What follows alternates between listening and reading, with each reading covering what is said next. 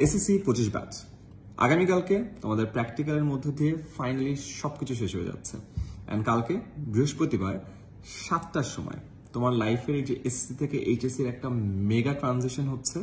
এই ট্রানজিশনের টাইমটাতে নিজেকে কিভাবে প্রিপেয়ার করবা, কিভাবে ম্যানেজ করবা, সামনের দিনগুলোর ওয়ে ফরওয়ার্ড কি হবে, সবকিছুর একটা ডিটেল রোড ম্যাপ আমরা শেয়ার করতে চাই। কালকে 7টার সময় আমাদের পুরো টিচার প্যানেল লাইভে আসবে। অ্যান্ড লাইভে এসে তোমাদেরকে বলবে এই যে চেঞ্জটা, এই চেঞ্জটাকে কিভাবে অ্যাডপ্ট করতে হয়। দেখো, এসএসসির টাইমটা তোমাদের লাইফে সব থেকে কঠিন টাইম ছিল, এটা সত্য, এটা কোনো ডাউটই নেই। কিন্তু এইচএসসির টাইমটার ডিফিকাল্টি লেভেল অ্যাটলিস্ট 4 থেকে 5 গুণ বেশি। তুমি যদি চিন্তা করে দেখো টাইম লাইন পিওভি থেকে, তোমার সময় পাইছিলে এসএসসিতে 2 বছরেরও বেশি, রাইট? 24 মাস তো নর্মাল টাইম পাইছো, তারপরে আরো 3-4 মাস পরে পরীক্ষা শুরু হয়েছে, 28 মাসের মতো সময় পাইছো। এইচএসসিতে তুমি সময় পাবা 2 বছরের অনেক কম। তুমি যদি কলেজ অ্যাডমিশন থেকে শুরু করো, কলেজে ফার্স্ট ইয়ারে তুমি টাইম পাবা 10 মাসের কম বেশি, সেকেন্ড ইয়ারে উঠবা 6 মাসের কম বেশি, প্রিটেস্ট শুরু হয়ে যাবে। অ্যান্ড তুমি জাস্ট চিন্তা করে দেখো, এই 18 থেকে 20 মাসের মধ্যে তোমার যে সিলেবাসটা কভার করতে হবে, সেটা এসএসসি সিলেবাসের থেকে অ্যাটলিস্ট 4 থেকে 5 গুণ বেশি।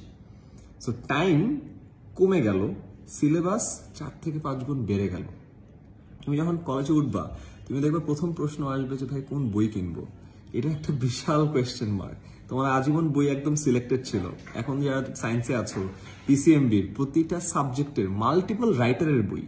কেউ বলবে এই বই ফলো করো, তপনের বই ফলো করো ফিজিক্সে, কেউ বলবে ইসাকের বই ফলো করো, অ্যান্ড এই এক বই থেকে এইটা থিওরি পড়বা, এক বই থেকে অঙ্ক করবা। মানে এই এমন কিছু কোয়েশ্চেন আসবে যেটা তুমি আগে চিন্তাও করো না, যারা একটা সাবজেক্টের মাল্টিপল রাইটারের বইও কেনা লাগবে।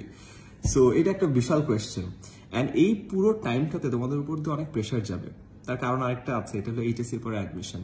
এসএসসির পরে কিন্তু এখন টাইমটা একটু হলেও ফ্রি, তোমরা অনেকটুকু ফ্রি টাইম পাচ্ছ। এইচএসসির পরের দিন থেকে কিন্তু তোমার অ্যাডমিশনের জন্য দৌড়াতে হবে। এবং অ্যাডমিশনের কারা ভালো করে বলি, খুব সিম্পল কথা, যারা একদম ফার্স্ট দিন থেকে ভালো প্রিপারেশন নেয়, তারা দিন শেষে এইচএসসির পরে অ্যাডমিশনের টাইমটাতেও ভালো প্রিপারেশন নিয়ে চান্স পায়।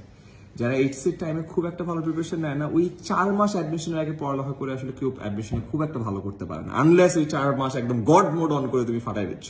সো এই প্রিপারেশনটা কিন্তু এখন থেকেই শুরু হতে হবে। সো এত কথা বলার রিজন খুব সিম্পল। আমাদের এই গ্রুপে 2 লাখের বেশি স্টুডেন্ট আছে যাদের দায়িত্ব আমরা নিয়েছি। এসএসসিতে তোমাদের সাথে আমরা পুরো টাইম ছিলাম, আই গেস আমরা দায়িত্বটা কিছুটা হলেও পালন করতে পেরেছি।